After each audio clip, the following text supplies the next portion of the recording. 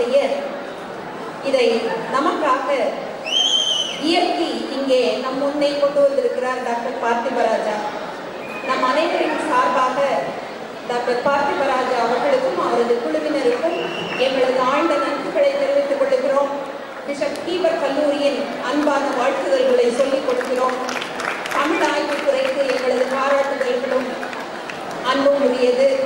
இங்கே வந்திருக்கிற மாணவ செல்வங்கள் நமது கல்லூரியின் பெயரை காப்பாற்றுவீர்கள் என்று நான் நம்புகிறேன்.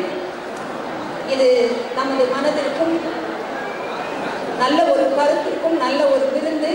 இப்படிப்பட்ட விருந்துகள் மிக அபூர்வமானவை. நமது திருச்சியிலே நாடகங்கள் மிக குறைவு. அப்படிப்பட்ட அரிதான ஒரு வாய்ப்பை நமக்கு தமிழ்துறை தந்திருக்கிறது. அந்த வாய்ப்பை மிக சரியாக நாம் பயன்படுத்திக் கொள்ளுவோம். அமைதி காத்து இதை ரசிக்கும்படியாக உங்களை அன்போடு கேட்டுக்கொள்கிறேன். அனைவருக்கும் நன்றி, வணக்கம்.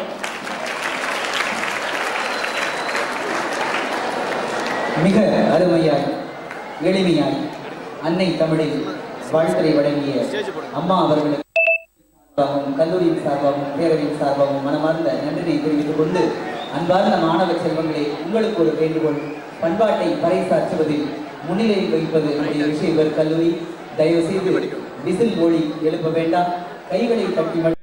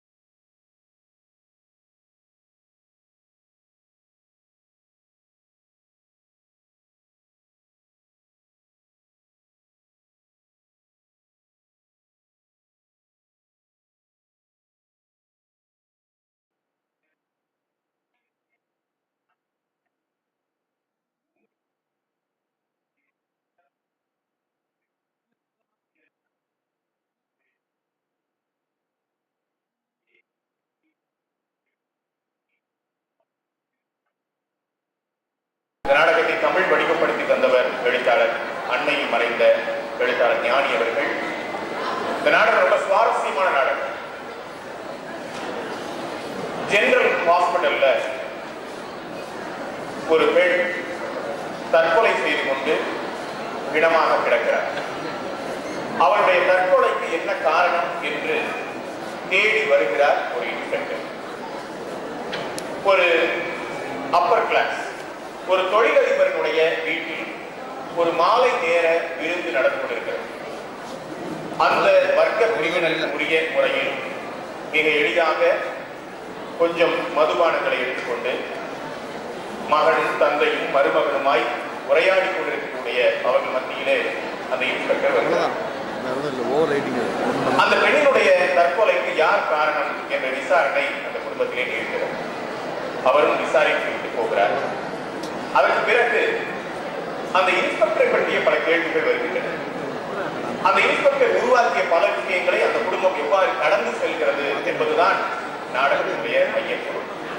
அருமை நண்பர்களே, உறங்குகின்ற மனசாட்சியை தட்டி எழுப்புவதாக ஜே.பி. பிரிட்ஸ்லி எழுதிய இந்த நாடகம் இப்போது தமிழிலே. இந்த நாடக நிகழ்வுக்கு வருகை வந்திருக்கக்கூடிய எங்கள் அருமைக்குரிய தமிழ்நாடு முற்போக்கு எழுத்தாளர்கள் கலைஞர்கள் சங்கத்தினுடைய மாநில தலைவர்களில் ஒருவராகிய கவிஞர் நந்தலாலா அவர்கள், அற்புதமான நாட்டுப்புற இசை பாடகர் கரிசல் கருணாநிதி அவர்கள், மிகச்சிறந்த ஓவியர் வெண்புறா அவர்கள், தமிழ்நாடு முற்போக்கு எழுத்தாளர் சங்கத்தினுடைய சிவகங்கை மாவட்ட செயலாளர் அருமைக்குரிய எழுத்தாளர் ஜீவசந்தன் அவர்கள், அதே போல மதுரை புறநகர் மாவட்டத்தினுடைய செயலாளர் அவர்கள் என அருமை பெரியவர்கள் இங்கே வருகை வந்திருக்கிறார்கள். அவர்கள் எல்லோருக்கும் என்னுடைய சிறந்தாழ்ந்த வணக்கங்களை இந்த நேரத்தில் தெரிவித்துக் கொண்டு இந்த நாடகத்தை இங்கே தொடங்க இருக்கிறோம். நண்பர்களே, இந்த நாடகம் ரொம்ப சுவாரஸ்யமான நாடகம். நிச்சயமாக ஓரடிக்க அந்த உறுதியை நான் உங்களுக்கு தர முடியும். ஆனா இங்க இன்னும் கொஞ்சம் பேச்சு பொருள்கள் கேட்டு என்னுடைய எளிய வேண்டுகோள், நீங்க அமைதியா இருந்தாதான் நாடகம் புரியும். எனவே நான் முதல்ல சொன்ன சினிமா இல்லை, நான் ஒரு நாடக கலைஞர் முறையில் சொல்றேன், ஒரு கல்லூரி பேராசிரியராக சொல்லவில்லை. நான் தெருக்கூத்தை முறையாக கற்றுக்கொண்டிருக்கிறேன், பறையாட்டத்தை முறையாக கற்றுக்கொண்டிருக்கிறேன். இந்தியாவினுடைய பல்வேறு மாநிலங்களில் வாசிக்கக்கூடிய அத்தனை இசைக்கருவிகளையும் நாட்டுப்புற இசைக்கருவிகளையும் வாசிக்க கற்றுக்கொண்டிருக்கிறேன். பொதுவாக மனிதனுடைய காலில் இன்னொரு மனிதன் விழக்கூடாது என்கிற கொள்கை உடையவன் நான். ஆனால் எளிய நாட்டுப்புற கலைஞர்கள் எனக்கு தெருக்கூத்தை கற்றுத்தந்த ஆசிரியருடைய பாதத்தை பணிந்துதான் நான் அந்த தெருக்கூத்தை கற்றுக்கொண்டேன். ஏனென்றால் நம்முடைய மரியாதைக்குரிய கலைஞர்கள் எளிய நாட்டுப்புற கலைஞர்களே என்பது என்னுடைய கருத்து. அந்த அடிப்படையிலே தான் எளிய கலைஞர்களாகிய எங்களை நீங்கள் உங்களுடைய அமைதியின் மூலமாக இந்த நாடகத்தை ரசிப்பதன் மூலமாக வரவேற்க வேண்டும் என்று பணியோடு வேண்டி கேட்டுக்கொள்கிறேன். நண்பர்களே, இந்த நாடகத்தின் போது வரக்கூடிய வசனங்களுக்கு காட்சிகளுக்கு நீங்கள் கரவொலி எழுப்பலாம், வரவேற்பு தெரிவிக்கலாம். ஆனால் தேவையற்ற ஒலிகள் இந்த நாடகத்தை தொந்தரவு செய்யும் என்பதை இந்த நேரத்தில் தெரிவித்து எங்களை அழைத்த தமிழாய்வு துறைக்கும் தமிழ்துறை தலைவர் உள்ளிட்ட அனைத்து பேராசிரியர்கள் மக்களுக்கும் நன்றியை தெரிவித்து நாடகத்தை தொடர்கிறோம்.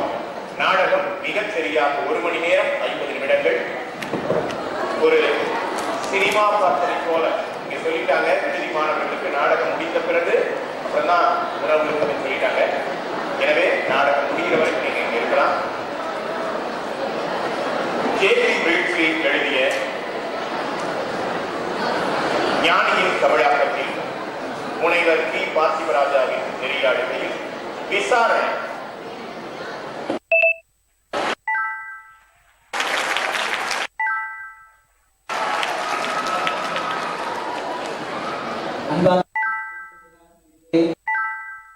அறிவிப்பு. தாவரவியல் துறையின் சார்பாக இயற்கை உணவினை விற்பனை செய்யக்கூடிய ஒரு அரங்கு இப்பொழுது இங்கே நிறுவப்படும். அதிலே சிறுதானிய உணவுகள் விற்பனைக்கு உள்ளது.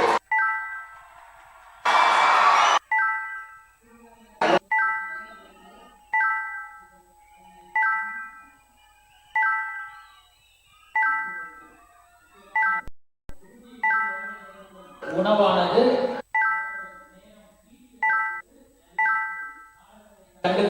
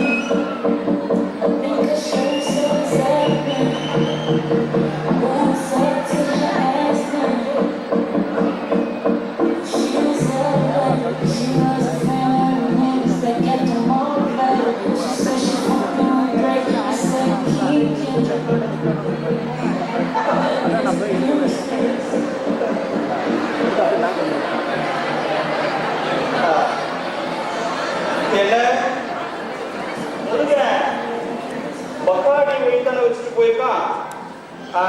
குட்.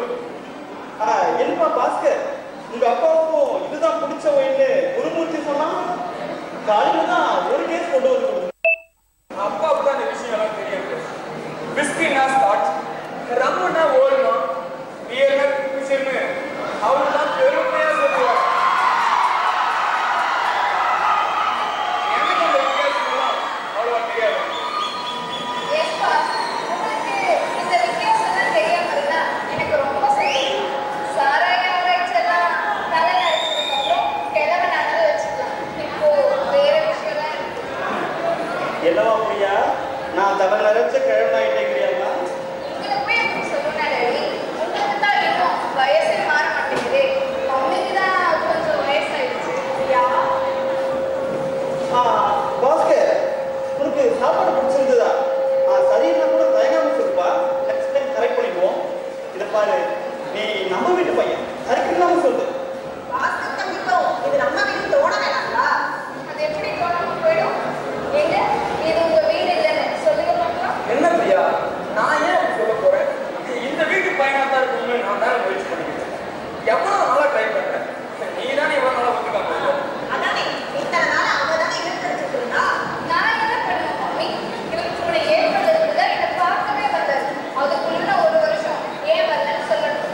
ஆமா பிரியா, எத்தனை தடவை சொல்றது? நான் ரொம்ப பிஸியா இருக்கேன். பெரிய விஷயம் நீங்க சொன்னா நான் நம்புமா? இதை வாமா அப்படியா? சும்மா வந்துருக்கா ஆம்பளைங்க மேலே தொழில் இறங்கிட்டா இப்படிதான் ஆயிடும். வேற ஒண்ணு வேண்டியது இதெல்லாம் உனக்கு கல்யாணம் பண்ணதான் தெரியும். அட்ஜஸ்ட் பண்ணிக்கணும். இவர்கிட்ட நான் அட்ஜஸ்ட் பண்ணிக்கிறேன். என்னன்னா நீங்க வாசத்துக்கு எது சொல்லணும்னு நினைப்பட்டு சொன்னீங்க. S, thank you darling. பாஸ்கர், இந்த சந்தோஷமான விருந்த நம்ம குடும்பத்தோட மட்டும்தான் வச்சுக்கணும்னு நீ தான் சொன்னது எனக்கு தெரியும். உங்க அப்பா ராமநாதன் சாரும் உங்க அம்மாவும் இன்னைக்கு நம்ம கூட இல்லாதது கொஞ்சம் வருது தான்.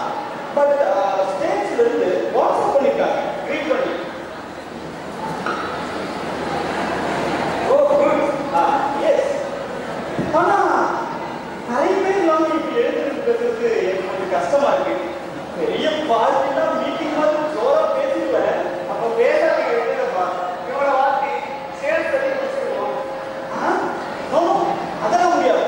இப்படி ஒரு பார்ட்டினா அதில் ஓடி கேட்கும். அதுதான் சம்பிரதாயம். தவிர நான் எனக்கு ரொம்ப சந்தோஷமா இருக்கு. பாஸ்கர், நான் மூடி மறைக்காம நிச்சயமா சொல்றேன். எங்க பெரிய பொண்ணுக்கு கல்யாணம் பண்ணி போறது எனக்கு ரொம்ப ரொம்ப ரொம்ப சந்தோஷம். உன்ன மாதிரி ஒரு மருந்துல வரணும்னு தான் ரொம்ப நாளாவே ஆசைப்படுறேன். இதை பாரு பாஸ்கர், உங்க அப்பாவும் நானும் ஃப்ரெண்ட்ஸ்.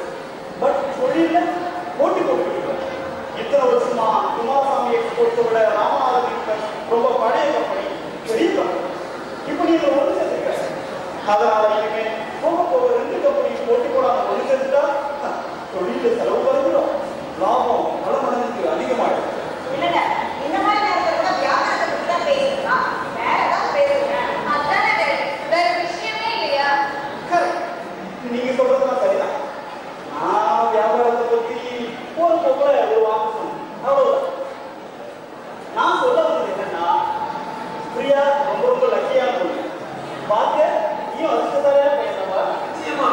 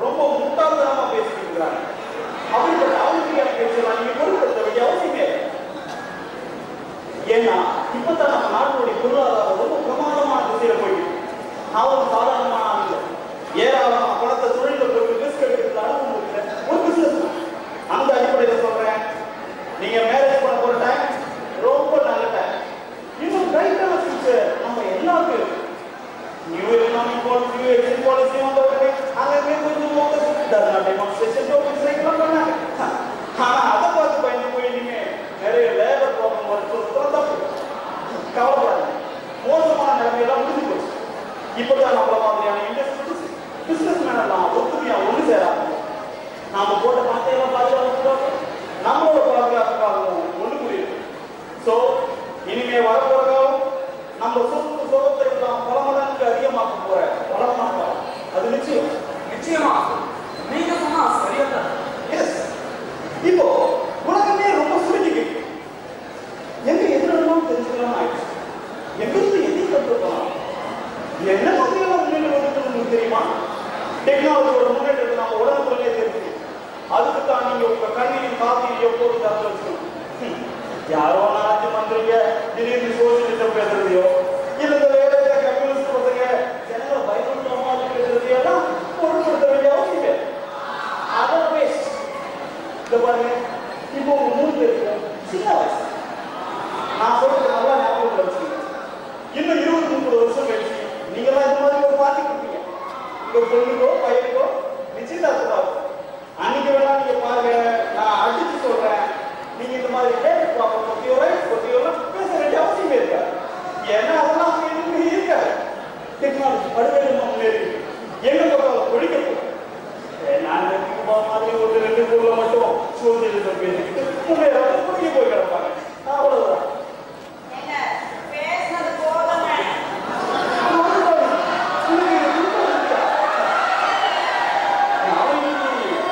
கொஞ்சம் அதிகமாக தான் பேசுறேன். ஆனா இதெல்லாம் முக்கியமான விஷயம். பேசிட்டாங்க. நான் இன்னைக்கு சொன்னதை இளைஞர்கள் நீங்களாம் மறந்துடுவாங்க. ஞாபகம் வச்சு அதெல்லாம் ஒன்றும் மறக்க மாட்டாங்க. வாங்கத்தையே உள்ள போலாம். ரவி, நீ கொஞ்சம் உள்ள வாங்க. அப்புறம் ஆஸ்கர் பத்தி ரொம்ப நேரம் உட்கார வைக்காது. வா, அவரை வீட்டுக்கு போகணும்ல.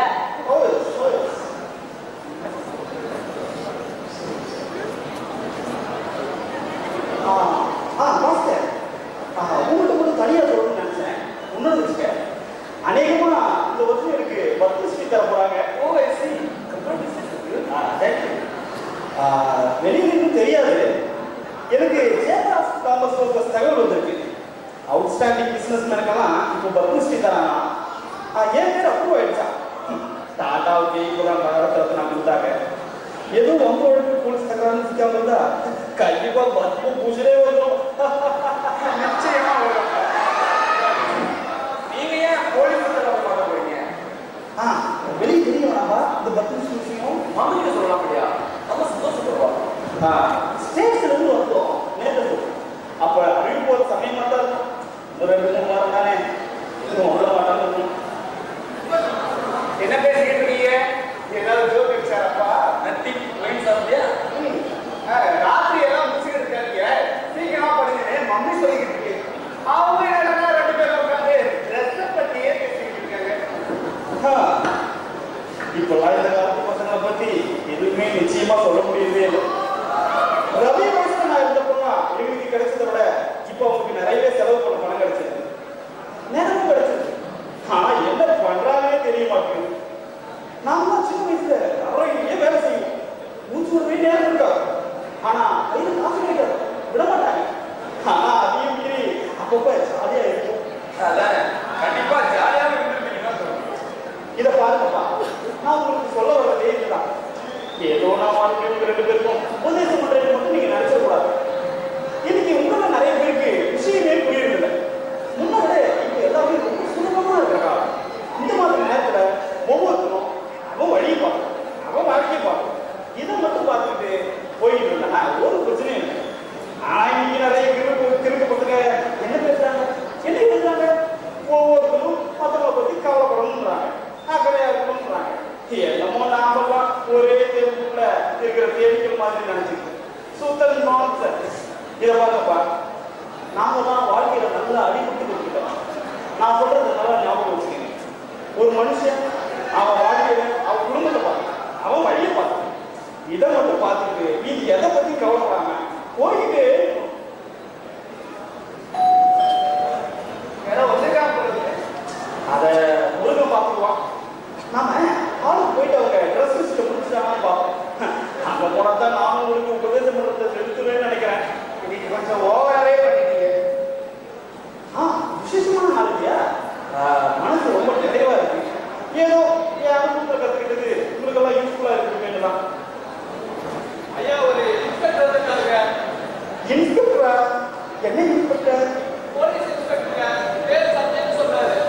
சத்யனா? எனக்கு அப்படி யாரும் தெரியாது. இல்லையா பார்க்க கூட? ஆமாங்க, இது முக்கியமான விஷயமா. அப்படியா? முருகா, நீ அவர் கூட அப்புறம் இந்த ரூம்ல இன்னும் கொஞ்சம் லைட் அது வேற ஒன்றும் இல்லை. இந்த டிராபிக் அட்வைசரி கமிட்டியில் இருக்கிறல அதை பத்தி ஏதாவது உங்களுக்கு நான் நினைக்கிறேன். அப்படிதான் இருக்குன்னு தான் நான் நம்புறேன்.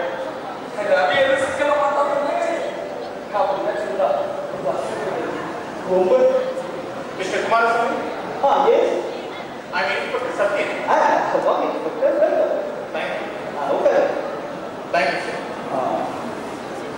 கொஞ்சம் ஒயின் விஸ்கி வேண்டாம். சரி. புதுசா டிரான்ஸ்ஃபர் ஆகி வந்துருக்கீங்களா? ஆமா, கொஞ்ச நாளைக்கு முன்னாலதான் டிரான்ஸ்ஃபர் பண்ணாங்க. நினைச்சேன் புதுசுதான். நான் இந்த டிரான்ஸ்ஃபர் அட்வைசரி கமிட்டியில 4 வருஷமா இருக்கேன். கமிஷனர் ஆஃபீஸில் எல்லா போலீஸ் ஆஃபீஸரும் எனக்கு தெரியும். உங்களை இதுக்கு முன்னாடி நான் பார்த்ததுலையே நினைச்சேன். ஆமா, நீங்க என்ன பார்த்துக்க முடியாது. சரி, எதுவும் உங்களுக்கு ஏதாவது நோட்டரி பப்ளிக் அட்டஸ்டேஷன் வாங்கி தருமா? இல்ல mister Kumaraswamy. Police station programme ஏதாவது டொனேஷன் கலெக்ட் பண்றீங்களா? இல்ல மிஸ்டர் குமாரசாமி. வேற என்னதான் வேணும் உங்களுக்கு? கொஞ்சம் தகவல்கள் தெரியும் மிஸ்டர் குமாரசாமி. 2 மணி நேரத்துக்கு முன்னால ஜெனரல் ஹாஸ்பிட்டல்ல ஒரு பொண்ணு செத்து போயிட்டாங்க. ஏதோ விஷத்தை குடிச்சிருக்காங்க. வயிறெல்லாம் வெந்து போய் இன்னைக்கு மதியம் அட்மிட் பண்ணிட்டாங்க. மை காட், எவ்வளவு பெயின்ஃபுல்லா இருக்கு. எஸ், அவ வலியில குடி குடிச்சு தான் செத்துருக்காங்க. காப்பாற்ற என்னெல்லாம் பண்ண முடியுமோ அதெல்லாம் பண்ணி பார்த்தாங்க. காப்பாற்ற முடியும். பரிதாபமா தான் இருக்கு. ஆனா அதுக்காக நீங்க ஏன் இங்க வந்திருக்கீங்கன்னு தான் எனக்கு புரியல இன்ஸ்பெக்டர். மிஸ்டர் குமாரசாமி, நாம குடியிருந்த ரூம் போயிருக்கோம். அங்க ஒரு லெட்டர் எழுதியிருக்காங்க. டைரி மாதிரி ஒரு நோட்லையும் நிறைய எழுதியிருக்காங்க. இந்த மாதிரி அடிக்கடி சிக்கல்ல மாட்டிக்கிற பெண்கள் செய்யற மாதிரி இவனும் அப்பப்போ வேற வேற பேர்களை பயன்படுத்திட்டாங்க. ஆனா அவருடைய அசல் பெயர் ஆனந்தி. ஆனந்தி? ஆமா, அவள் உங்களுக்கு ஞாபகம் இருக்கா குமாரசாமி? இல்ல, இந்த பேரு எங்கேயோ கேட்ட ஞாபகம் வருது. ஆனா அதுக்கு மேல எனக்கு ஒன்றும் ஞாபகம் இல்லை. பட் இன்ஸ்பெக்டர், இதுல நான் எப்படி சம்பந்தப்பட்டேன்னு எனக்கு புரியல. அவ உங்க ஃபேக்டரியில வேலை செஞ்சிருக்கா. ஓ அப்படியா? எங்க ஃபேக்டரியில 100 ஒர்க் பண்றாங்க. புதுசா வருவாங்க போவாங்க. இருக்கலாம், இதே இருப்பாங்க. இருக்கலாம். ஆனா இந்த பொண்ணு ஆனந்தி கொஞ்சம் வித்தியாசமான பொண்ணு. அவள் ஊர்ல போட்டோ இருந்தது. அதை பார்த்தா உங்களுக்கு ஞாபகம் வரும்.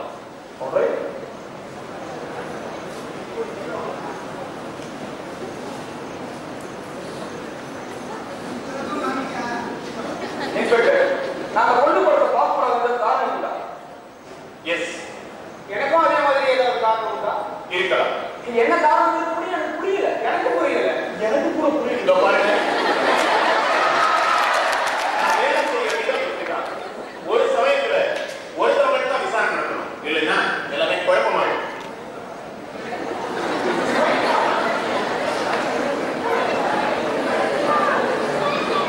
மிஸ்டர் குமாரசாமி, உங்களுக்கு இப்போ ஆனந்தி ஞாபகம் வந்துச்சு இல்லையா?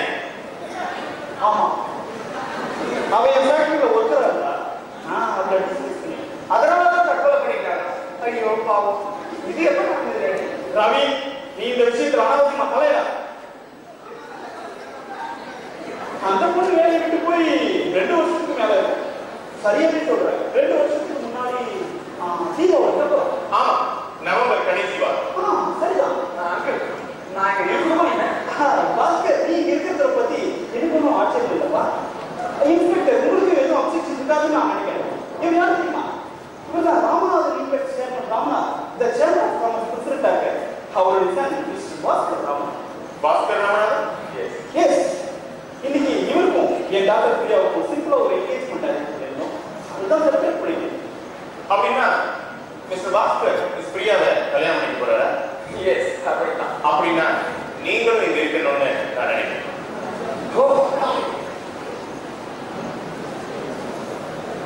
இதை பாருங்க, என்ன பொறுத்தவரைக்கும் இந்த விஷயத்துல எந்த மருந்தும் இல்லை. நடந்தது பகிரங்கமானது. அதுவும் கிட்டத்தட்ட 2 வருஷத்துக்கு முன்னாடி.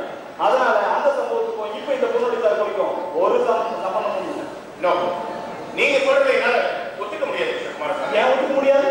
ஏன்னா இப்ப அவருக்கு நடந்தது, அதுக்கப்புறமா அவருடைய வாழ்க்கையில் நடந்ததை தீர்மானிச்சிருக்காங்க. அதுக்கப்புறமா நடந்தது அவனை தற்கொலை பண்ணிக்க தூண்டிருக்கலாம்.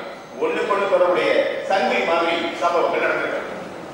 ஓ இன்ஸ்பெக்டர், இப்ப நீங்க சொல்ல வரதுல ஏதோ விஷயம் இருக்கிற மாதிரி எனக்கு தோணுது. ஆனா இதுக்கு நான் பொறுப்பேற்க முடியாது.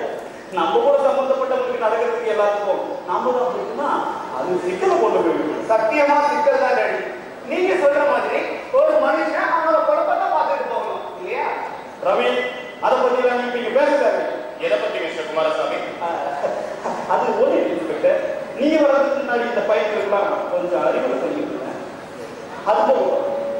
இப்ப அந்த பொண்ணு ஆனந்தியை பத்தி எனக்கு நல்லாவே ஞாபகம். நல்லா துடிப்பான பொண்ணு, அழகாக இருப்பான். என் கார்மெண்ட் யூனிட்ல 1 வருஷத்துக்கு நான் வேலை செஞ்சிருப்பான். ஆனா திறமையான ஒர்க்கு. ஆக்சுவலா யூனிட் சீஃப் கூட அவருக்கு ப்ரமோஷன் கொடுக்கறத பத்தி சொல்லியிருந்தான். ஆனா தீபாவளி லீவ் முடிச்சு வந்ததுக்கு அப்புறம் அவங்கெல்லாம் ஒரு மாதிரி ஆயிட்டாங்க. திடீர்னு கூலி அறிவு கேட்க ஆரம்பிச்சிட்டாங்க. நான் முடியாதுன்னு சொல்லிட்டேன். ஏன் எனது என்ன கேட்டீங்க? ஏன் சம்பளத்தை கூட்ட முடியாதுன்னு சொன்னீங்க? இதை பாருங்க இன்ஸ்பெக்டர், நான் என் ஃபேக்டரி எப்படி ரன் பண்றது உங்களுக்கு தேவையில்லாத நீங்க கேட்டது தேவையில்லாத கேள்வி. என் வேலை ஏன் கேட்டு கேட்கிறதா? ஏன் வேலை சம்பள செலவு நான் ஏன் பார்த்துட்டு தான் அவங்க கேட்ட அஞ்சு கூலிகளை நான் சமைச்சிருந்தா சம்பள செலவு இன்னும் 12% அதிகமாயிருக்கு. எல்லா ஃபேக்டரியும் கொடுக்குற மாதிரி தான் நாங்கள் உங்களுக்கு கூலி கொடுத்துருந்தோம். இதை உங்களுக்கு கூலி கேட்டா வேற எங்கேயாவது போய் வேலை செய்யணுமே. இது ஒரு சுதந்திரமான நாடுன்னு நான் அவங்க கேட்ட சொன்னேன். வேற எங்கேயும் போய் வேலை செய்ய முடியாம போனா இது ஒன்றும் சுதந்திரமான நாடா இருக்காது. ரொம்ப சரி ரவி, நீ இந்த விஷயத்துல மறுபடியும் மூக்கிற வைக்க. அவங்க உடனே ஸ்ட்ரைக் பண்ண ஆரம்பிச்சாங்க. அதுவும் ரொம்ப நாளைக்கு தாக்க முடியல. தீபாவளி முடிஞ்சு வந்தது ஸ்ட்ரைக் செஞ்சா நீ எப்படி தாக்க முடியும்? கையில் இருக்க காசெல்லாம் தீர்த்து கட்டிருப்பாங்க. கரெக்ட் பாஸ்கர், அதான் நடமை. ஸ்ட்ரைக்கையும் அவங்களால 2 வாரத்துக்கு மேல நடத்த முடியும். பார்க்கறதுக்கே ரொம்ப பரிதாபமா இருக்கு. சரி போகட்டும், எல்லாரையும் பழைய சம்பளத்துக்கே வேலை எடுத்துக்கிட்டோம். இந்த 4 பேர் ட்ரிங்க் லீடர்ஸ் இருந்தாங்க. அவங்களை மட்டும் நானே நேரில் போய் விசாரிச்சு டிஸ்கஸ் பண்ணிட்டேன். அதுல இன்னும் ஆணையம் நீங்க வேற என்ன பண்ண முடியாது? ஒரு வழி இருந்தது, அவரை டிஸ்கஸ் பண்ணாம மறுபடியும் வேலை வச்சிருக்கலாம். பாவமா ஒரு புண்ணியமாகும். இந்த மாதிரி ஆட்கள் மேல கடுமையான நடவடிக்கை எடுக்காட்டா அப்புறம் இந்த உலகத்தையே எங்களுக்கு எழுதி கேட்க ஆரம்பிச்சிருவாங்க. அப்படியும் நடக்கலாம். உலகத்தை தாங்களே பிடிங்கி எடுத்துக்கிறத விட கொடுங்கன்னு கேட்கறது ரொம்பவே மேல் இல்லையா? இன்ஸ்பெக்டர், உங்க பேர் என்னன்னு சொன்னீங்க? சத்தியம். உங்களுக்கு நம்ம கமிஷனர் ராஜாமணி தெரியும் நான் நினைக்கிறேன். தெரியும், ஆனா நான் அவரை அடிக்கடி பார்க்க வேண்டிய அவசியம் இல்லை. நான் அவரை அடிக்கடி பார்க்கிறேன். அவர் என்னுடைய நண்பருக்கு சொல்லிட்டு இருக்கு. நான் நல்லது நினைக்கிறேன். நாங்க 2 பேரும் ஒன்னா காசு நான் சீனியர் இருக்கேன். இதை பாருங்க இன்ஸ்பெக்டர், நான் உங்களை டிஸ்கஸ் பண்ணிட்டேன். அவ போயிட்டா. இதுக்கப்புறம் உங்களுக்கு சொல்றதுக்கு எனக்கு ஒண்ணும் இல்லை. இன்ஸ்பெக்டர், அதுக்கப்புறம் அவருக்கு என்னாச்சு? ஏதாவது பொம்பளை மாட்டிட்டாளா? இல்ல ரெட் லைட் ஏரியா இருக்கும். அந்த பொண்ணு செஞ்சதை ரெட் லைட் ஏரியா போனதெல்லாம் அவன் சொல்லிட முடியும். டாடி, நீங்க ஏன் ஆளுக்கு வரலன்னு மம்மி கேட்க. ஓ சாரி டாடி, கெஸ்ட் வந்ததை பார்க்கல. இதை ஒருத்தே இருக்கு சொல்லுமா, பேசி முடிச்சாச்சு. இன்னும் முடியலன்னு நான் நினைக்கிறேன். என்ன விஷயம் டாடி? ஒன்றும் இல்லைம்மா, நீ உள்ள போ. நோ, ஒரு நிமிஷம் இருக்கு மிஸ் பிரியா. இதை பாருங்க இன்ஸ்பெக்டர், நீங்க வீணா ஒப்பு பண்றீங்க. நம்ம மேல கம்ப்ளைண்ட் பண்ண வேண்டியது. எதுக்காக அனாவசியமா இந்த விஷயத்துல ஏன் கொண்டு வருவீங்க? என்ன விவகாரம்? இங்க என்ன நடக்குது? நான் ஒரு போலீஸ் இன்ஸ்பெக்டர் மிஸ் பிரியா. இன்னைக்கு மதியம் ஜெனரல் ஹாஸ்பிட்டல்ல ஒரு பொண்ணு செத்து போயிட்டாங்க. 7 லட்சத்தை குடிச்சிருக்காங்க. வயிறெல்லாம் எடுத்து போய் இன்னைக்கு அட்மிட் பண்ணிருக்காங்க. ஐயோ பாவம், என்னாச்சு அவருக்கு? தெரியாம அதை குடிச்சிட்டாளா? இல்ல, தெரிஞ்சதான் குடிச்சிருக்காங்க. செத்து போகணும்னு முடிவு பண்ணிருக்காங்க. இதை பாருங்க இன்ஸ்பெக்டர், நான் அப்பா அவரை டிஸ்மிஸ் பண்ணதாவா இப்ப அவருக்கு தோணுச்சு முடிவு எடுத்தாங்க. அதுல இருந்துதான் அவருக்கு அப்படி தோண ஆரம்பிச்சிருக்கு. நீங்க ஆமாமா, அந்த பொண்ணு நம்ம ஃபேக்டரியில கண்ணால குடிக்கிட்டே இருந்தா. அதனால தான் நான் குடிச்சேன். எங்க பேரண்ட்ஸ் அவங்களுக்கு அவ்வளோ நான் இதை சொல்லிட்டேன். நீ அம்மா என்ன முறைக்காத. சாரி பாஸ், அந்த பொண்ணு நினைச்சா என்னால தாங்கிக்கவே முடியும். எவ்வளவு பெயின்ஃபுல்லா இருக்கு. இன்னைக்கு நைட் நான் எவ்வளவு சந்தோஷமா இருந்தேன். என்கிட்ட எனக்கு இதை சொன்னீங்க, சொல்லாமே இருந்திருக்க கூடாதா? பட் இன்ஸ்பெக்டர், அந்த பொண்ணு பார்க்க எப்படி இருப்பா? ரொம்ப ஏங்கலா? எஸ், 24 வயசு. அழகா இருக்காளா? நான் பார்க்கிறப்போ அவ அழகா இல்லை, ஆனா அவ அழகா தான் இருந்திருக்கா. ரொம்ப ரொம்ப அழகா. அதோட நிறுத்துறீங்களா இன்ஸ்பெக்டர்? இந்த மாதிரி விசாரணைலாம் அவங்க ஒரு வீட்டுக்கு பயன்பட போறது. குமாரசாமி கம்பெனி வேலைக்கு போன பிறகு அந்த பொண்ணுக்கு என்ன நடந்துங்கிறதா முக்கியமா? எக்ஸாக்ட்லி. கொஞ்சம் முன்னாடி நாமளும் அதான் எழுதி அதை தெரிஞ்சுக்க உங்களுக்கு அங்க எந்த உதவியும் செய்ய முடியாது. ஏன்னா அதை பத்தி எங்களுக்கு எதுவும் தெரியாது. உங்களுக்கு எதுவும் தெரியாதுன்னு உறுதியா உங்களால சொல்ல முடியுமா?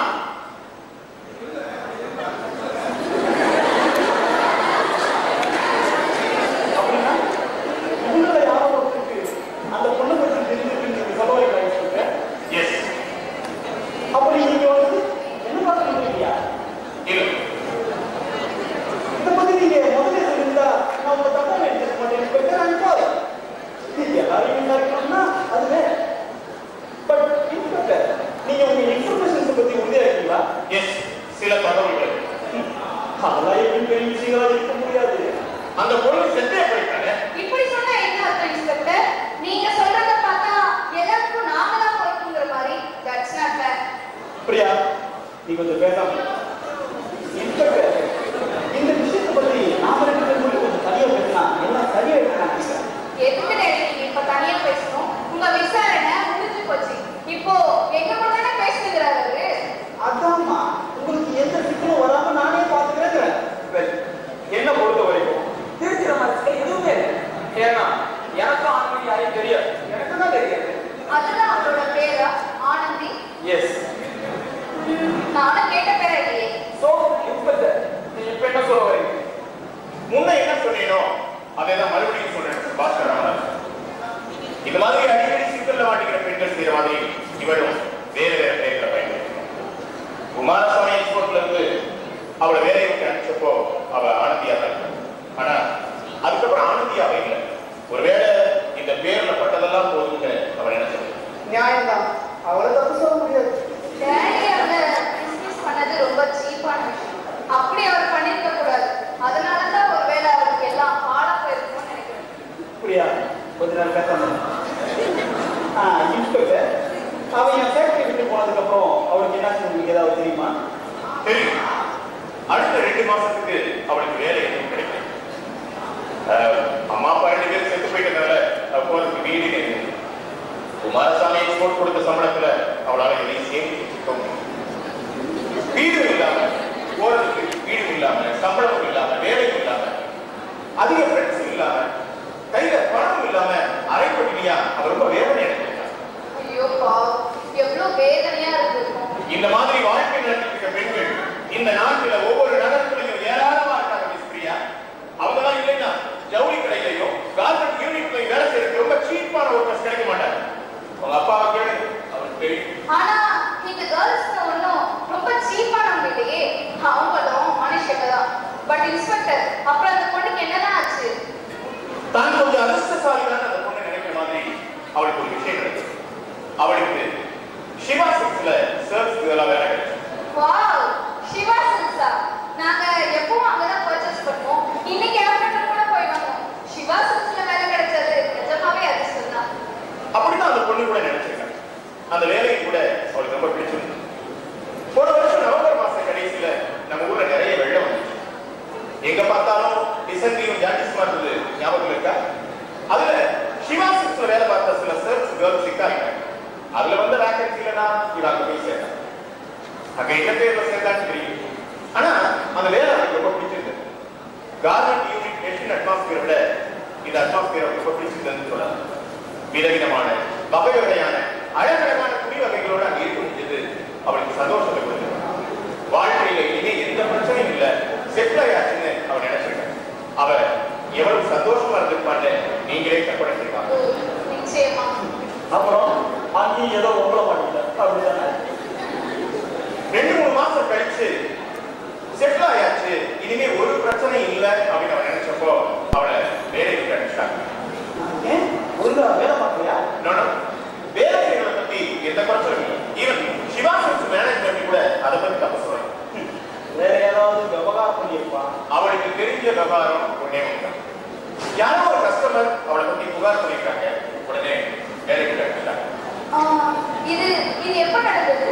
போன ஜனவரி மாசம் கடைசி. ஓ, அந்த பொண்ணு பார்க்க எப்படி இருப்பான்? அவளோட போட்டோ எங்கிட்ட இருக்கு, இங்க பாருங்க.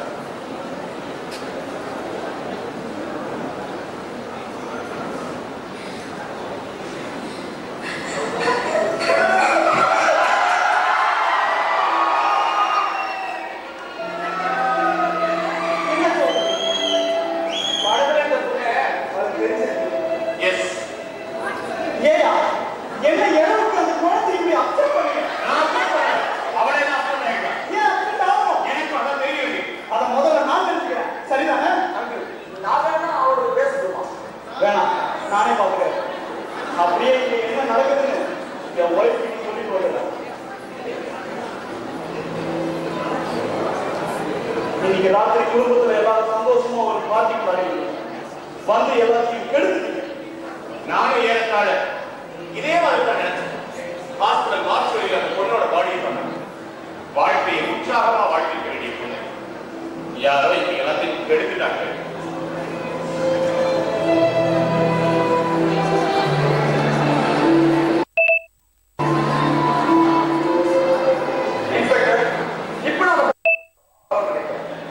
அதுக்கு ஏற்ற நேரம் வரப்போ பாத்துக்கலாம். ஏன் அதை நான் பார்க்க கூடாதுன்னு மிஸ்டர் பாஸ்கர் ராமநாதன், நான் முதல்ல சொன்னேன் இல்லையா, ஒரு சமயத்துல ஒருத்தர் தான் விசாரணை பண்ணணும். இல்லைன்னா ஆளாளுக்கு பேசிட்டு இருக்கோம், எல்லாமே குழப்பம். இந்த விசாரணையில உங்களுக்கு ஏதாவது சொல்ல புரியுதா, அதுக்கான நேரம் வர்றப்போ நீங்க சொல்லலாம். ஆனா எனக்கு சொல்றதுக்கு எதுவும் இந்த விதமாக இப்போ எனக்கு போதும். அதை நான் சொல்லணும். சாரி, நான் உள்ள போலான்னு நினைக்கிறேன். நீங்க இங்க இருக்கணும்னு நான் நினைக்கிறேன். நீங்க இப்போ வெளியில போனாலும் சீக்கிரமே உள்ள வர வேண்டியது. இன்ஸ்பெக்டர், நீங்க பேசுறது மிரட்டல் மாதிரி. நீங்க பேசுறது மிரட்டல் மாதிரி இருக்கலாம். நீங்க என்னோட ஒப்படைச்சா நானும் உங்களோட ஒப்படைக்கப்படும், அவ்வளவுதான். இன்ஸ்பெக்டர், நாங்க யாரும் உங்களுக்கு தெரியல. நாங்க ஊர்ல பெரிய மனுஷங்க. நாங்க ஒண்ணு கிரிமினல்ஸ் கிடையாது.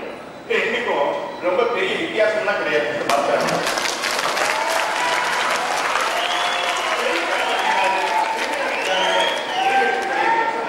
பல சமயங்கள்ல என்னால பிரிச்சு பார்க்க முடியும். நல்ல வேலை, அதை முடிவு செய்ய அதிகாரம் உங்களுக்கு கொடுத்தேன். ஆனா வேற சில விஷயங்களை முடிவு செய்த அதிகாரம் ஏற்றுதான். உதாரணமா இந்த விசாரணை.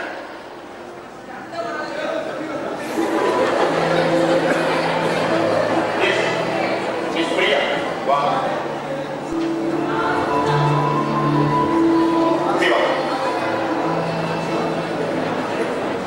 சொல்லுங்க மிஸ் பிரியா. அது நான் தானே, உங்களுக்கு ஏற்கனவே தெரியும் இல்லையா? நீங்களா இருக்கலாம்னு நினைச்சேன். அந்த பொண்ணு எழுதி வச்சிருந்த டைரியில நான் அப்பா கிட்ட சொல்லிட்டேன். ஆனா அது இவ்வளவு பெரிய பயங்கரமான விஷயம்னு அவரு நினைக்கல. அந்த மாதிரி நடந்துக்கிட்டப்பவே எனக்கு ரொம்ப கேவலமா தான் இருந்தது. இப்போ ரொம்ப அவமானமா இருக்கு. அந்த பொண்ணை நான் வேலை விட்டு எடுக்க சொன்னது அவளை ரொம்ப அஃபெக்ட் பண்ணி வச்சா. எஸ், அதுதான் அவளுக்கு கடைசியா கிடைச்ச நல்ல வேலை. ஆனா அந்த வேலைக்கு போன பிறகு அவ வாழ்க்கையில இனிமே வேற விதமாக இருக்க வேண்டியதான முடிவு செய்யப்படியாச்சு. அப்போ நான் தான் எல்லாத்துக்கும் காரணம் இல்ல? இல்ல, எல்லாருக்கும் இல்லை. அதுக்கு பின்னாலே அவருடைய வாழ்க்கையில நிறைய நடக்குது. ஓரளவுக்கு நீயும் காரணம், உங்க அப்பாவும் காரணம். பிரியாவுக்கு என்ன செஞ்சா? சிவாசன்ஸ் மேனேஜர் கிட்ட போய் கம்ப்ளைண்ட் பண்ணேன். இந்த பொண்ணை வேலையை விட்டு எடுக்காட்டா இனிமே உங்க கடைக்கே வரமாட்டேன்னு சொன்னேன். நம்ம அம்மா கிட்ட சொல்லி அக்கௌண்ட்டையே க்ளோஸ் பண்ணிட சொல்லிட்டேன்னு சொன்னேன். ஏன் சொன்ன? எனக்கு ரொம்ப எரிச்சலா இருந்தது. உனக்கு எரிச்சல் வர மாதிரி அந்த பொண்ணு என்ன பண்ணா? நான் கடையில கண்ணாடி பார்த்துக்கிட்டு இருந்தப்போ அவ இன்னொரு சேல்ஸ்மேன் கிட்ட சிரிச்சுக்கிட்டு இருந்தான். எனக்கு ரொம்ப கோபமா வந்தது. ஏற்கனவே எனக்கு மூட் சரியில்லை. உனக்கு மூடு சரியில்லாததுக்கு அந்த பொண்ணுதான் காரணமா? இல்ல, அது ஏன் தப்புதான். ஆனா ஏய், என்னை எதுக்கு நீ அப்படி முறைக்கிற? நான் உண்மையா ஒத்துக்க தான் ட்ரை பண்றேன். நீயும் இந்த மாதிரி ஏதாவது கேவலமா செஞ்சது இல்லையா என்ன? நான் செஞ்சதே எனக்கு சொல்லலாம். ஏன் திடீர்னு என் மேல? அதெல்லாம் அப்புறமா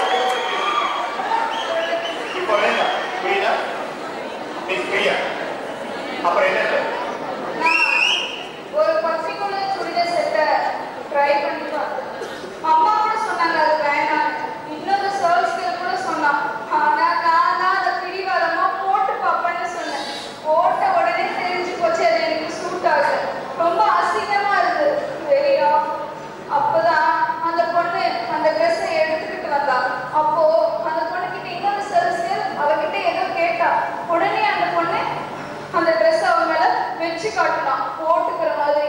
வச்ச உடனே தெரிஞ்சு போச்சு அது அவனுக்கு ரொம்ப அழகா இருந்தது. நான் அந்த ட்ரெஸ்ஸுக்கு எவ்வளோ அன்சூட்டபிளா இருக்கனோ அவன் அந்த அளவுக்கு சூட்டபிளா இருந்தான்.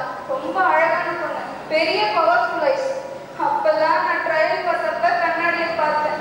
அவன் இன்னொரு சர்சல் கிட்ட சிரிச்சுக்கிட்டு இருந்தா. அந்த பொண்ணு பாரு எவ்வளவு அசிங்கமா இருக்கான்னு என்னை பத்தி சொல்ற மாதிரி தோணுச்சு. அப்பதான் நான் நேரா மேனேஜர் கிட்ட போய் கம்ப்ளைண்ட் பண்ணேன். ஆனா அது இவ்வளவு பெரிய பயங்கரமான விஷயம்னு எனக்கு அப்ப தெரியாது. அவ சாதாரணமான பொண்ணா இருந்தா நான் எதுவுமே பண்ணிருக்க மாட்டேன். அவ ரொம்ப அழகா இருந்தா, கான்பிடென்ட்டா இருந்தா. அந்த ட்ரெஸ்ஸை மேல வச்சதும் இன்னும் அழகா ஆயிட்டா. ஒரு விதத்துல பார்த்தா உனக்கு அவ மேல பொறாமையா இருந்ததுன்னு சொல்லலாம். ஆமா, அப்படித்தான். அதனால உனக்கு அந்த கடையில இருக்கிற செல்வாக்குன, உங்க அப்பாவுக்கு இந்த நகரத்துல இருக்கிற செல்வாக்குன, உன்னுடைய அதிகாரத்தை பயன்படுத்தி நீ தண்டிச்சிருக்க. உனக்கு பொறாமை வர மாதிரி நடந்துக்கிறதுக்காக நீ அவளை தண்டிச்சிருக்க. எஸ், அதேதான் காரணம். ஆனா அந்த பொண்ணு இப்படி தற்கொலை பண்ணிட்டு செத்து போவான்னு எனக்கு தெரியாது. சாரி. இப்ப நான் அவளுக்கு ஏதாவது பண்ணணும்னா கண்டிப்பா பண்றேன். இப்போ ஒண்ணும் பண்ண முடியாது. It's too late. அந்த பொண்ணு செத்து போயிடுச்சு. ஐயோ, இந்த மாதிரி நடந்துக்கிட்டது அந்த ஒரே தடவை தான். இனிமே நான் யாருக்கும் அப்படி செய்யவே மாட்டேன். ச்சே, ஏன் இப்படி ஆச்சு? ஏன் இப்படி ஆச்சு? சரி, நானும் இதே கேள்வி தான் அந்த பொண்ணோட பாடியை மார்ச்சுவரியில பார்த்தப்போ என்னையே கேட்டேன். ஏன் இப்படியாச்சு? சரி, ஏன் இப்படியாச்சுன்னு நாம எல்லாம் புரிஞ்சுக்கணும். அதுக்கு தான் நானும் இங்க வந்திருக்கேன். நடந்தது எல்லாம் தெரிய வரைக்கும் நானும் இங்க இருந்து போகப்படணும்.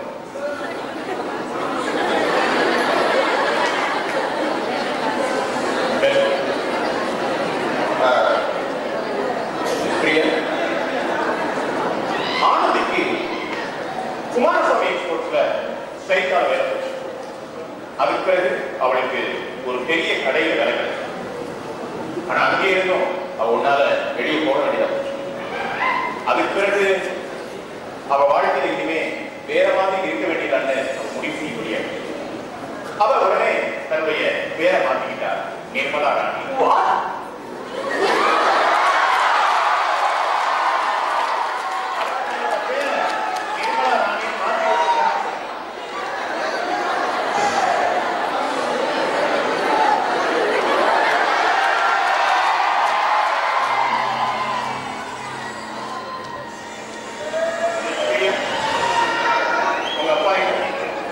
நீங்க என்ன நடக்குதுன்னு மம்மி கிட்ட சொல்லிட்டு வர போறாரு. ரவி, நீ வேணா இன்ஸ்பெக்டர அந்த ரூமுக்கு கூட்டு போயேன்.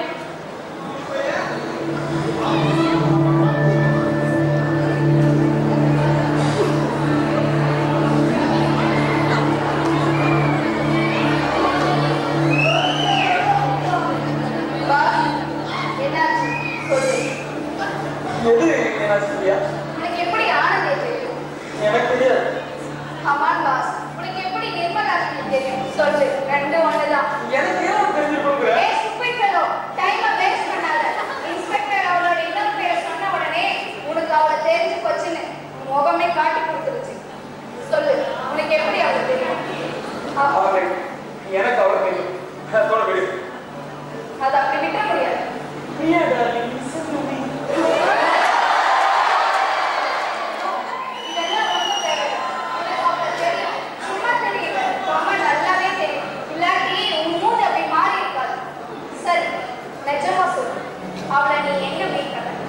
சிவாசனத்துல இருந்து வெளியே அனுப்பினதுக்கு அப்புறமாவா, இல்ல அவள் சொன்ன மாதிரி தான் பேரை மாத்திக்கிட்டு வேற மாதிரி இருக்க ஆரம்பிச்சு போவா? போன வருஷம் முழுக்க நீ என்னை பார்க்கவே வர ரொம்ப பிஸின்னு சொன்னப்போ அவ கூட தானே சுத்திக்கிட்டு இருந்த. எஸ், நீ அவ கூட தான் சுத்திக்கிட்டு இருந்த. எனக்கு தெரியும். சாரி பிரியா, ஆனா எல்லாமே ஏற்கனவே முடிஞ்சு போச்சு. அதுக்கப்புறம் நான் அவளை பார்க்கவே இல்லை. எனக்கும் இந்த தற்கொலைக்கு ஒரு சம்மந்தமும் கிடையாது. எனக்கும் ஒரு சம்பந்தமும் கிடையாதுன்னு தான் நான் அரை மணி நேரத்துக்கு முன்னாடி சொல்லிக்கிட்டு இருந்தேன். கரெக்ட், உனக்குள்ள எனக்குள்ள. ஸோ ப்ளீஸ் இதை பத்தி தயவு செஞ்சு அந்த இன்ஸ்பெக்டர் சொல்லிடாது.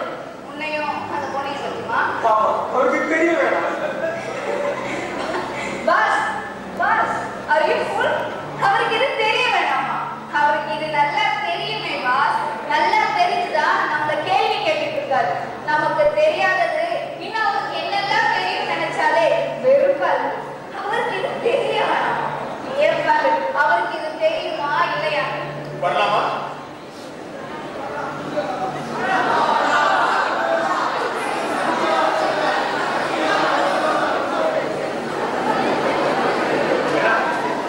பாத்தியா, நான் உன்கிட்ட சொன்னேன்ல. என்ன சொன்ன? இன்ஸ்பெக்டர், மிஸ் பிரியா மேற்கொண்டு விசாரிச்சு எழுதிக்கணும். அவளுக்கு சொல்றதுக்கு வேற எதுவும் இல்லை. இது கொடுத்தா நாங்க இதுதான் சர்வே பண்றதால நீங்க வந்தீங்க. சிஸ்டர், அவளோட தாங்க முடியாத முடிஞ்சு போச்சு. அவளை வேணா ஸ்டெயின் பண்ண மாட்டேன். வெல், இனிமே உங்களுக்கு தெரிஞ்சுக்க எதுவும் இல்லை. உங்ககிட்ட விசாரணை முடிஞ்சு போச்சு. ஆனா தொடர்ந்து உங்க விசாரணை பாக்கி இருக்கு இல்லையா?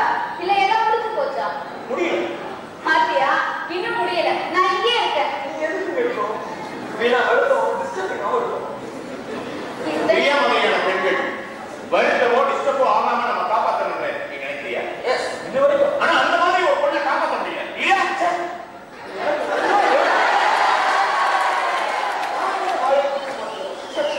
இனிமையும் அப்படி மாட்டிக்காம பாஸ். இந்த பாரு, நான் சொல்ல வந்தேன்னா இங்க இருந்து கேட்டுக்கிட்டு இருக்கிற வெறுப்பா தெரிஞ்சு இருக்கணும்.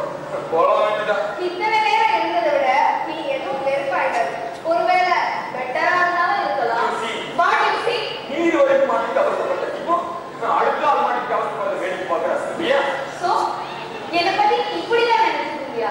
நல்ல வேலை, இப்போ வச்சு சொன்னி. நான் அப்படி சொல்லல. அப்படிதான் சொன்னேன். நீ நிஜமா என்ன டிசைன் பண்ணிருந்தா அப்படி சொல்லியிருக்க மாட்டேன். நீ தானே அந்த பொண்ணுகிட்ட நான் எப்படி எல்லாம் நடந்துக்கிட்டே உட்காந்து சுவாரஸ்யமா கேட்டுட்டு இருந்த.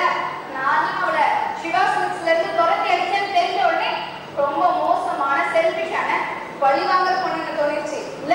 நான் அந்த மாதிரி எதுவும் சொல்லல. அப்ப ஏன் மத்த வாஸ்தவ பார்க்க சந்தோஷமா இருக்குன்னு சொன்னேன். நான் அப்படியே சொன்னேன். அவரை விடு. சாரி. ஓகே, உனக்கு என் மேல நம்பிக்கை இருக்கு. மிஸ் பிரியா, மிஸ்டர் பாஸ்கர், நான் சொல்றது ஒரு விஷயம் கேளு. மிஸ் பிரியா ஏன் இருக்கணும்?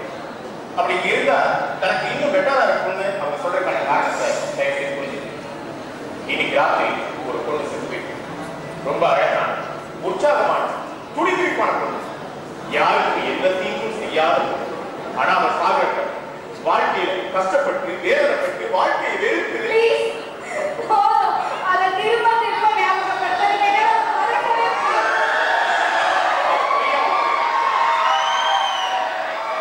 மிஸ் பிரியாவுக்கு தான் அந்த பொண்ணுக்கு என்ன செஞ்சோங்கிறது புரிஞ்சிருக்கு. தான் அதுக்கு பொறுப்புங்கிறத உணர்ந்திருக்காரு. இப்போ அவங்க இங்க இல்லாம போனா மேற்கொண்டு நடக்கிற விசாரணையில என்ன நடக்குதுங்கிறத தெரிஞ்சுக்காம போனா அந்த பொண்ணோட சாவுக்கு தான் மட்டும்தான் காரணம்னு அவங்க நினைச்சுட்டே இருப்பாங்க. அதே குற்ற உணர்ச்சியோட இன்னைக்கு ராத்திரி, நாளைக்கு பகல்ல, நாளைக்கு ராத்திரி தொடர்ந்து அதேதான் காரணம். எனக்கு தெரியும் நான் பண்ணது தப்புன்னு. ஆனா அந்த பொண்ணு இப்படி கடைசியில தற்கொலை பண்ணிக்கிட்டதுக்கு நான் மட்டும்தான் பொறுப்புன்னு என்னால நம்ப முடியல. முடியாது, இருக்கக்கூடாது. அப்படி இருந்தா அது எனக்கு இன்னும் ரொம்ப பயங்கரமா இருக்கும். நாம சில விஷயங்களை பகிர்ந்துருந்தா பகிர்ந்துக்கு எதுவும் இல்லைன்னா குறைந்தபட்சம் நம்முடைய தவறுகளையா எஸ், நீங்க ரொம்ப கரெக்டா சொல்றீங்க. எப்படி உங்களால இவ்ளோ கரெக்டா சொல்ல முடியுது? என்னால உங்களுக்கு புரிஞ்சுக்கவே முடியல. நீ என்ன புரிஞ்சுக்கணும்னு எந்த அவசியமும் இல்லை. வாங்க inspector. Good evening. Good evening madam. Thank you. என்ன உங்களுக்கு தெரியுங்கள? நான் தான் மிஸ்டர் ராஜேஸ்வரி குமாரசாமி. என்ன விஷயமா வந்திருக்கீங்கன்னு இப்பதான் அவர் சொன்னார். என்ன வேணுமோ கேளுங்க, சந்தோஷமா சொல்லுங்க. ஆனா எங்ககிட்ட தெரிஞ்சுக்க உங்களுக்கு ஏதோ ஒரு எனக்கு தோணல. மம்மி ப்ளீஸ் மம்மி, இப்படி எல்லாம் பேசாத. என்னமா பிரியா, என்ன ஆச்சு உனக்கு? நீ இப்ப ஏதாவது பேசிட்டு அப்புறம் வருத்தப்பட போறேன்னு எனக்கு பயமா இருக்கு மம்மி. எதுவும் சம்பந்தமா இருக்கு? நீ பேசுறது மட்டும் எனக்கு அபத்தமா இருக்கு. ஏமா சீக்கிரமா பேசிட்டு இருக்க நீ? மம்மி, நீ ஆரம்பிச்சதே தப்பா இருக்கு. நாமளும் இந்த மாதிரி தான் ஆரம்பிச்சோம்.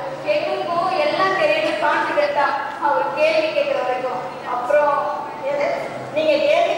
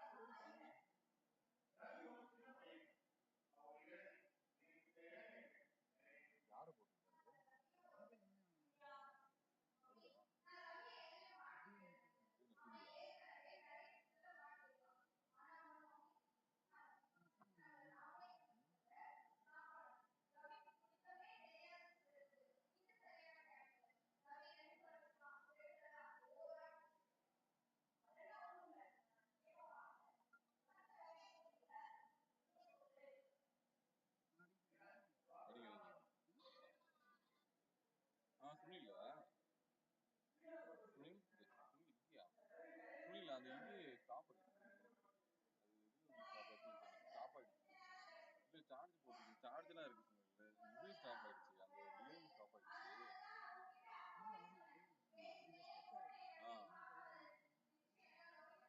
கொஞ்சம் ஏப்ல கொஞ்சம் அடிக்க சொல்லியா?